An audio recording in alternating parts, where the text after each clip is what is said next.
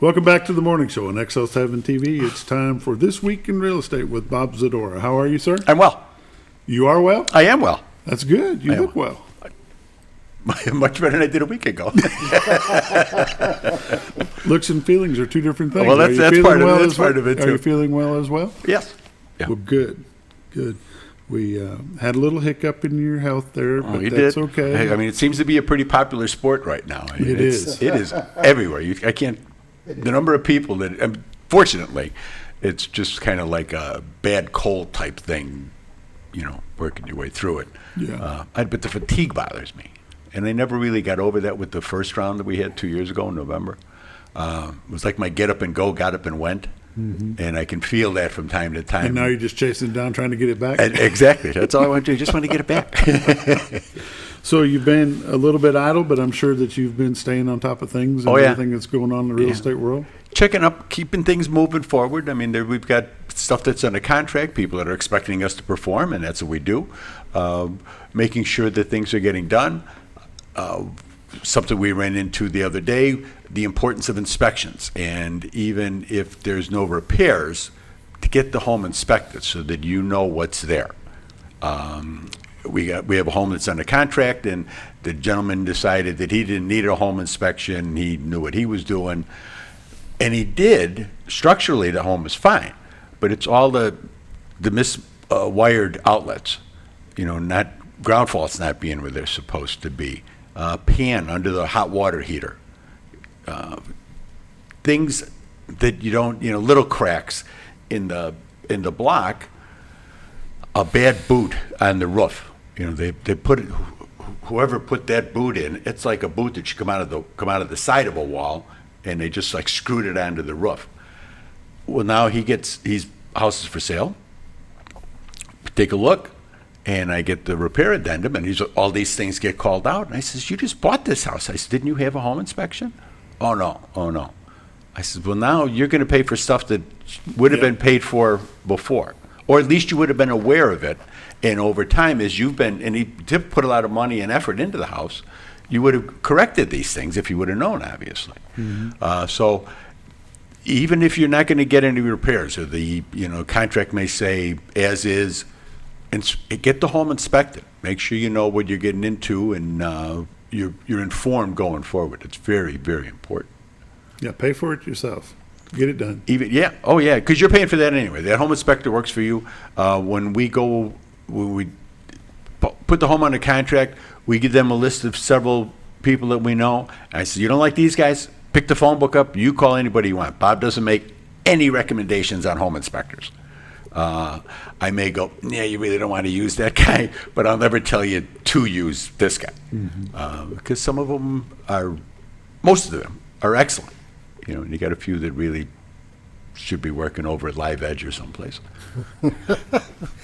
It's not a lot of money for a peace of mind, though. It really. Oh, no, it's exactly. I mean, that's money that is very, very well spent to let them go through and see the different things, because you're going to plug a $1,200 TV into an outlet and find out that it's not wired correctly, and after a little time on off, it goes poof, and that's why, because the wiring there's a reverse neutral on there. Those are the kind of things you want to know. Yeah, just stack that $1,200 in the corner, light it on fire. Exactly. Just set it up over there. Same outcome. Yeah. Now, what do you do with it now? Now I'm stuck with this great big box. Who takes these? Yeah, And nobody. No, they don't. What's happening in the Z-Team world? We're just, like I said, we're keeping busy. As always, the team's been doing a great job, filling in some for, my absence, and Linda always does a great job. Put some places under contract. We're going forward with some things. We've got a doctor that we're working with out of the hospital, and he's coming in. In fact, he's here already. And we're working on finding him a home, because he doesn't like where he's at right now. Just market's still moving. I mean, when you look at the numbers, and the average numbers came out yesterday, I think it was, for however many months in a row, like a lot of months. It's almost like as many months as the sales tax here in Mountain Home had been setting new records every month for the cost. And it's supply and demand. There's people want to nationwide, the people want to move. They're still trying to. Some of them are still trying to get over COVID issues of living in a small house, and if they ever had, they realized how small the house was when they were all living there and couldn't go anywhere. To be able to get out, have a little land, have someplace to stretch your legs just even a little bit. A lot of people were looking to get out of this and get out into the cities. I mean, it's tough. You see this constant drumbeat in these big cities. Living there, it's hard, and it's hard to see your town turn into something that it wasn't, that it's been for you all your life. I mean, I know when I go back to Chicago, I want to cry sometimes, just to see what happened. So people are trying to move, and people are trying to. So there's only so many houses that are on the market because of the interest rates. I mean, you get interest rates that are 7%, and that's for somebody. That's for you, me, Scooter. I mean, that's not a first-time home buyer. That's not a veteran or somebody who's trying to. They're getting a little better break on the VA because they're underwritten by the G, but people trying to get started, and these kids, like I see, these first-time home buyers, they don't have ginormous credit scores because they're just getting started, and so that 7.1, 7.2 rate, that's the best you could get. They're probably pushing more into 8.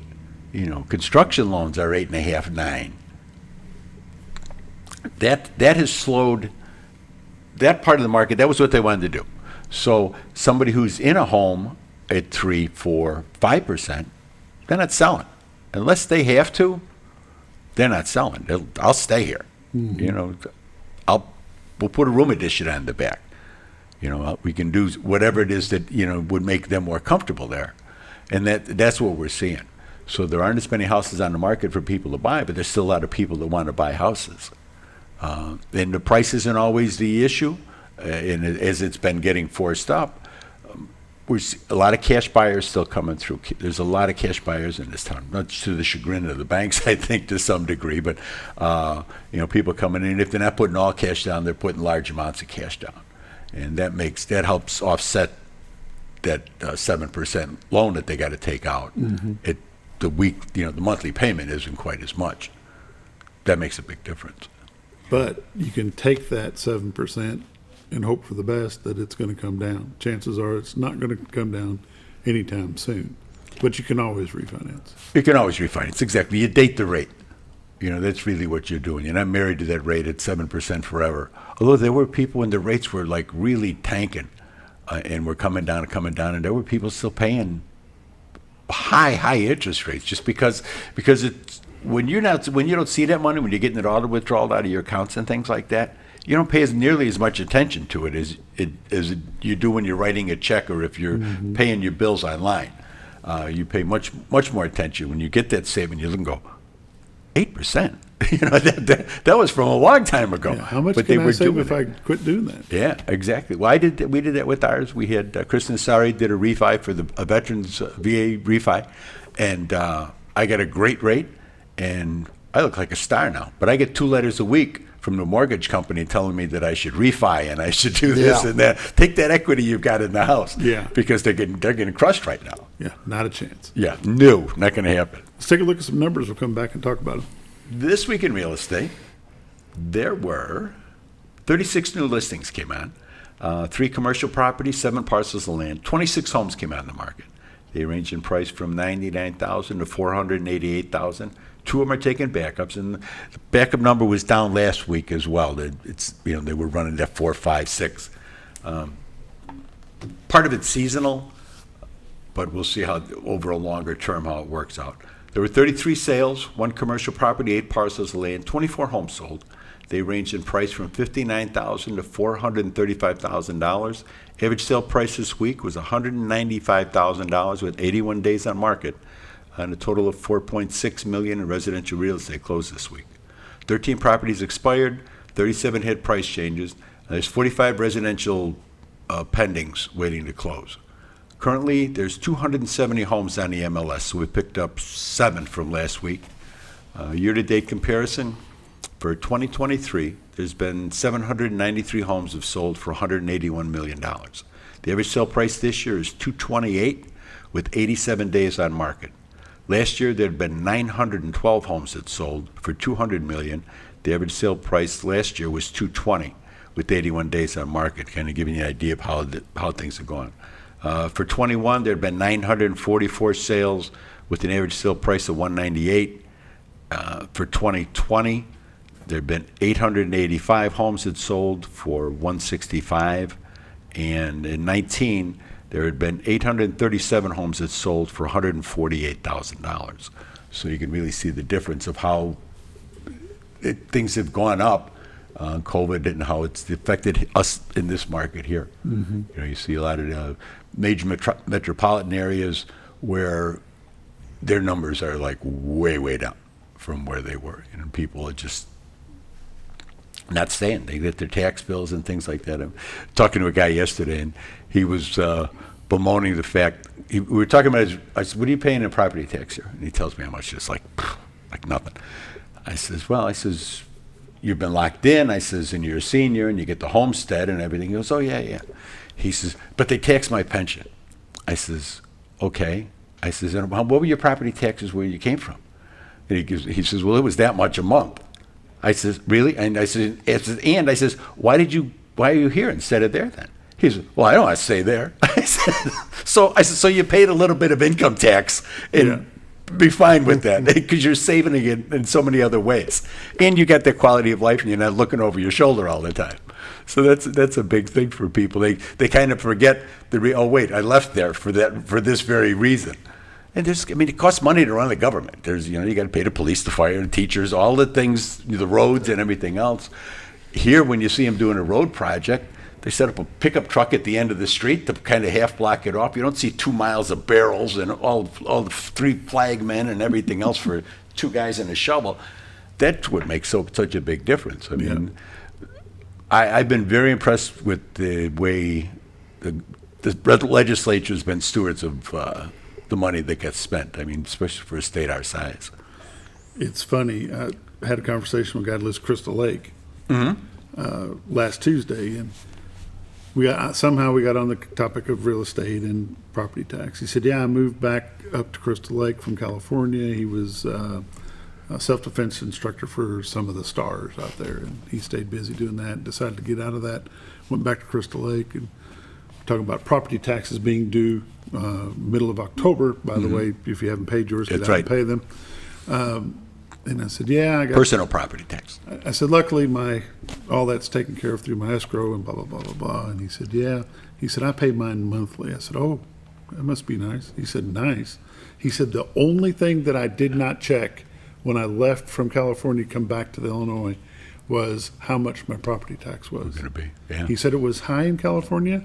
He said, I pay $700 a month. Yeah. Property tax for my house. Yep. I said, you must have a mansion. He said, 1,800 square feet. Holy cow.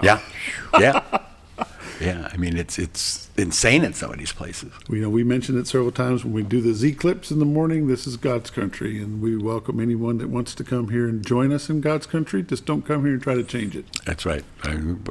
Tommy Sullivan had sent me to one line. I had to remind him that they came here as refuge. He's in Arizona, and he says, I sometimes have to remind my neighbors from California that they came here as refugees, not missionaries. Exactly right. How did they get you? Call Linda. That's the way to get me. Call Linda. 870-405-0793. Check out the website, retiredarkansas.net. Everything is on there. The whole MLS is on there. And the MLS is starting to pick up a little bit. There's more and more houses on there. Best thing to do is to call her, and she spins all the plates and gets everybody where they need to be and when they need to be there. 870-405-0793. This has been This Week in Real Estate with Bob Zadora. 870-405-0793 is their number. Retiredarkansas.net is their website. Go there. Check it out. Give Bob or Linda Zadora a call from the Z Team. Thanks for joining us.